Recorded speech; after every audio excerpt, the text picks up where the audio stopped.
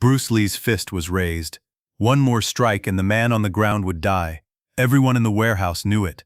The challenger's students knew it. Bruce's students knew it. One more punch, that's all it would take. But then something happened that nobody expected. Bruce Lee lowered his fist and walked away. San Francisco, California, November 9th. A challenge. Inside the letter was clear. Master Bruce Lee, you have brought shame to traditional Chinese martial arts by teaching non-Chinese students. I, Master Wong Yung-Wah, challenge you to Lei Tai. If you win, I'll never question your methods. If I win, you close your school. 1 month, private fight, 5 witnesses each. Niner, Master Wong Yung-Wah, White Crane Kung Fu, 43rd generation. Bruce read it 3 times. This wasn't the first challenge he'd received for teaching Westerners. But this was Lei Tai, formal combat with real stakes. Refuse and he'd be labeled a coward. Lose and his school would close. Everything would be over. James Lee found him still holding the letter. What are you going to do? Accept. I don't have a choice. And if you lose, then everything we've built is finished. Bruce trained for 3 weeks, studied White Crane style, prepared strategy, but he knew this would be close. Wong had 40 years of pure classical training. November 27, 1967. The day arrived. What Bruce Lee didn't know was that this fight would teach him the most important lesson of his life, and it had nothing to do with winning. The warehouse was cold. November in Oakland. Concrete floors. High ceilings with exposed beams. Industrial lights casting harsh shadows. In the center of the vast empty space, someone had constructed a traditional Lei Tai platform, an elevated square, exactly 20 feet on each side, raised 3 feet off the ground. No ropes, no padding, no safety measures, just wooden planks, precisely fitted together. Ancient rules. Fall off the platform, you lose. Stay down for more than 10 seconds, you lose. Tap out, you lose. Or fight until your opponent physically cannot continue. Bruce arrived with his 5 witnesses as agreed. James Lee, his closest friend and training partner. Danny Nesanto, his student who would later become a legend himself. Teki Kimura, loyal from the Seattle days. 2 senior students from the San Francisco school. They were quiet, tense. Everyone understood what was at stake tonight. Master Wong Yung-Wah was already there with his own witnesses. 5 students, all wearing traditional white kung fu uniforms with elegant crane emblems embroidered on the chest. Wong himself stood near the platform, hands clasped behind his back. He was in his mid-50s but looked timeless, thin but clearly powerful, with the coiled energy of someone who'd spent 4 decades turning his body into a weapon. Gray at the temples, deep lines around his eyes from years of outdoor training, the look of a man who'd spent his entire life perfecting a single craft. He bowed when Bruce entered. Deep, respectful. Bruce bowed back, equally respectful. This was enmity, yes, but it was also honor. 2 martial artists, different philosophies, about to test which was superior. An old man in traditional silk robes stood beside the platform. The referee, someone both sides had agreed upon through intermediaries, a retired Shaolin master with no allegiance to either White Crane or Jeet Kune Do. Neutral, respected, his word would be final. The rules, the old referee said, his voice carrying in the cavernous warehouse despite his age. This is Lei Tai, traditional challenge between masters. Victory achieved by knockout, submission, or forcing opponent off the platform. No strikes to the groin or eyes, no biting, no small joint manipulation, everything else is permitted. The fight continues until one side cannot continue or admits defeat. Both fighters understand the terms? I understand, Wong said in formal Cantonese, his voice steady. I understand, Bruce replied in the same language, his American accent barely detectable. Then take the platform. May the better philosophy prevail. Bruce and Wong climbed up from opposite sides. The platform felt solid under Bruce's feet. Good construction. Professional. Someone had taken this very seriously. The wood was smooth but not slippery. Perfect for footwork. They stood 10 feet apart. Wong settled into a classic White Crane stance, weight distributed primarily on his back leg, front leg light and mobile for quick striking, hands held in distinctive crane beak formations, with fingers extended. It was beautiful to watch. Elegant. Every line of his body spoke of decades of refinement. Pure classical form. Bruce took his Jeet Kune Do stance, weight more centered and mobile, hands in a modified boxing guard but ready to adapt, body slightly turned to present less target. Less aesthetically traditional, but efficient, functional, ready to respond to whatever came. For the first 30 seconds, neither man moved. They circled slowly, clockwise, testing distance with small shifts of weight, watching each other's breathing patterns, looking for rhythm, searching for tells in shoulder movement, hip rotation, eye focus. This was high-level martial arts. The real fight started long before the first physical contact. Wong moved first, a long-range strike with his right hand, fingers extended in perfect crane beak formation, targeting Bruce's throat with surgical precision. Fast, blindingly fast for a man his age. Classical white crane at its finest. Bruce slipped it. Barely. The fingertips whisked past his neck close enough that he felt the air displacement, the heat of Wong's hand. A fraction of a second slower, and it would have connected. He countered immediately with a straight punch toward Wong's face. Wong deflected it with a circular motion, using Bruce's forward momentum against him, trying to pull him off balance toward the platform edge. They separated, circled again, each man now with more data. Bruce knew Wong's strikes were faster than anticipated. Wong knew Bruce's reactions were sharp enough to handle classical technique. The next exchange came faster. Wong threw 3 strikes in rapid succession, hand targeting face, hand targeting solar plexus, kick targeting lead leg, all flowing together. Different levels, different angles. Bruce blocked 2 with crossed arms, absorbed the kick on his forearm, felt the impact, would have a bruise tomorrow. He countered with a low kick to Wong's lead leg, connected solidly. Wong's stance wobbled slightly but held firm, his decades of training evident in his recovery. They were testing each other, probing for weaknesses like chess masters. Neither wanted to commit fully yet. One mistake at this level, one overextension, could end the fight instantly. 2 minutes in, Wong changed strategy. He pressed forward aggressively, throwing combinations that forced Bruce backward. Classical white crane footwork, advancing with small measured steps while maintaining perfect upright posture, hands flowing in continuous motion like water, each step calculated to maintain balance while applying pressure. Bruce defended, but he was being pushed back. His heel got dangerously close to the platform edge. Another foot and he'd fall off, lose instantly, everything over in the most anticlimactic way possible. He exploded forward with a sidekick that stopped Wong's advance cold, created space, reset to the center of the platform. Wong nodded slightly, respect for the technique. 5 minutes in, both men were sweating despite the cold warehouse air. Their breathing was controlled but heavier. This wasn't like sparring in a school. This was real, full power, full commitment. Every exchange carried real consequences. Every mistake could be the last. Wong landed a solid crane wing strike to Bruce's ribs. Bruce felt it deep, ribs intact but definitely bruised. The pain was sharp. He retaliated immediately with a spinning back fist that caught Wong's shoulder. Not clean center, but enough power to make Wong respect the counterattack capability. 10 minutes in, the fight intensified to a new level. Both men were past the careful feeling out phase, past the technical probing. This was war now. Ego, pride, philosophy, everything on the line. Wong threw a beautiful crane wing strike, a technique that typically took 10 years just to learn properly. Circular, flowing, deceptive. It came from an unexpected angle and caught Bruce clean on the side of the head.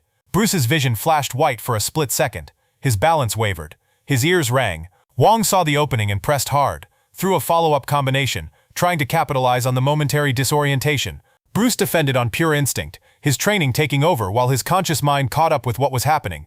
They clinched briefly, grappling at close range, each trying to throw the other off the platform or secure a submission hold.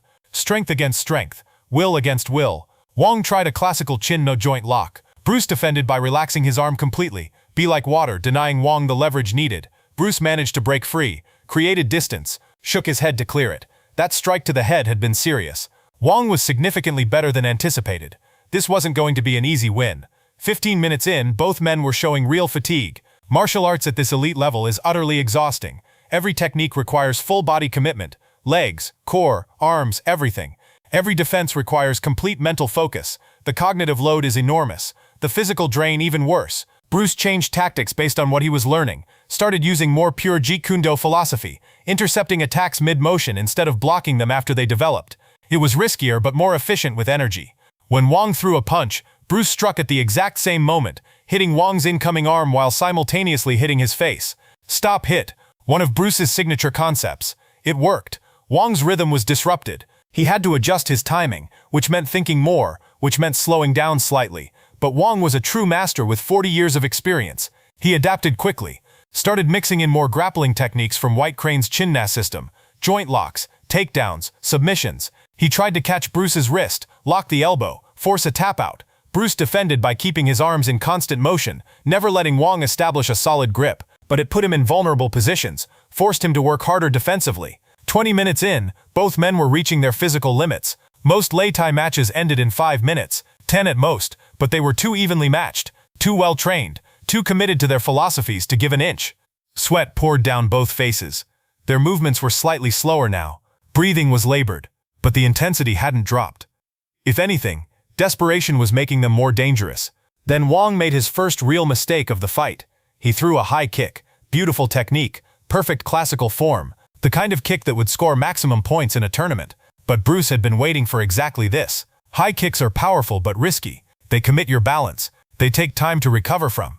Bruce saw it coming, ducked under the arc of the kick, used Wong's extended leg as a lever, swept Wong's standing leg with a low, fast hook kick. Physics did the rest. Wong fell hard, hit the wooden platform back first with a sound that echoed through the warehouse. The wind knocked out of him. His head bounced slightly off the wood. Bruce was on him in a fraction of a second. Mounted position, full body weight pressing down.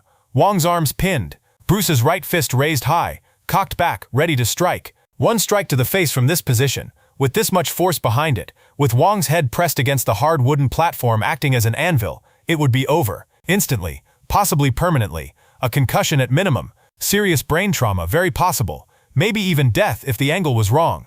Everyone watching froze, held their breath. This was it. The moment of victory. The moment Bruce proved his philosophy superior. The moment he saved his school. All he had to do was throw the punch. Bruce Lee's fist was cocked back. Wong Yung-Wah was helpless beneath him. And in that moment, Bruce saw something that changed everything. Bruce looked down at Master Wong. Their eyes met. He saw something unexpected. Not fear, not anger, respect. Even in defeat, even facing a strike that could end him, Wong maintained his dignity. Bruce's fist was still raised. He could end this, win everything, secure his reputation, save his school. But something stopped him. Why was he teaching martial arts? Not to destroy people, not to prove he was strongest. He taught to help people, to share knowledge, to overcome limitations. And what had he learned?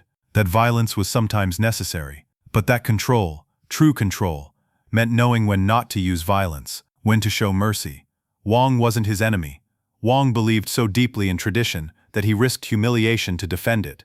That wasn't villainy, that was honor. Bruce lowered his fist, slowly. Everyone froze. What was happening? Bruce stood, stepped back, extended his hand to help Wong up. Wong stared at the hand, confused, suspicious. "The fight is over," Bruce said in Cantonese. "You fought with honor. I don't need to hurt you to prove my point. But the challenge, I won. But I don't need to humiliate you. You're a master. You've trained 40 years. You deserve respect." Wong took Bruce's hand, stood unsteadily, blood trickling from his lip. The referee looked confused. "The fight is over," Bruce said firmly. "Master Wong cannot continue. Can you?" He looked at Wong. Wong understood what Bruce was offering. A way to lose with dignity. "No, I cannot continue. You have won, Sifu Lee." "Winner, Bruce Lee," the referee announced. Bruce bowed deeply to Wong. "You are a worthy opponent. Your technique is beautiful. The outcome could easily have been different." Wong bowed back. "You showed mercy when you could have shown cruelty. That is greater than any technique. I was wrong about you. You were right about one thing. Tradition matters. I just believe tradition should evolve, adapt, become stronger." Wong was quiet. "Then perhaps I could learn from this philosophy. You're welcome at my school any time, and you at mine." They shook hands. Genuine, not just formal. James pulled Bruce aside. "You could have knocked him out. Why stop? Because winning isn't always about knocking someone down. Sometimes it's about lifting them up. If I'd destroyed Wong, he'd believe his way was weak. By showing mercy, maybe he learns there's room for different approaches." Bruce Lee walked out thinking it was over. He had no idea that 10 years later, Master Wong would return with something that would shock everyone. Los Angeles, 1977. 4 years after Bruce Lee's death, Linda Lee received a letter, red wax seal, from Master Wong. "To the family of Sifu Bruce Lee, I fought your husband 10 years ago. He won. But more importantly, he taught me a lesson I've spent 10 years understanding. I have a student who needs to learn what your husband tried to teach me. That tradition is important, but adaptation is necessary. I'm 70 years old now. I want to send my best student to learn Jeet Kune Do, to honor the mercy your husband showed me. Master Wong." 2 months later, David Chen arrived at Dan Inosanto's academy. 26 years old, excellent white crane technique, but stiff, too much form, not enough adaptation. Dan told him the story of the fight, how Bruce could have destroyed Wong but chose mercy, how that single moment changed everything. "Your master learned from defeat," Dan explained, "not because he was beaten, but because he was shown mercy.